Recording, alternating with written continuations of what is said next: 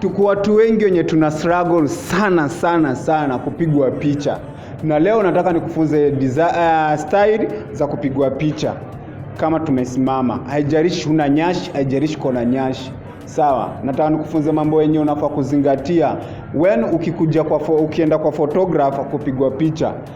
Hata kama ajui, mfunze. Cha kwanza zingatia, kuna hivi na hivi. Hivi na hivi. Sawa. So nataka nikuoneshe venye utakuwa unafanya kwenda kupigwa picha. Na leo nataka nikuoneshe style kadhaa zenye utakuwa unapigwa nazo picha. So asante sana, twende. Photographer, director Kyondo.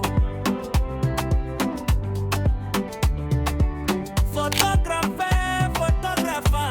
director Kyondo. Photographer, director Kyondo. Photographer, director Kyondo. Wow, asante sana kwa kuangalia hii video. Nashukuru sana. So usisahau kusubscribe, kushare, kucomment.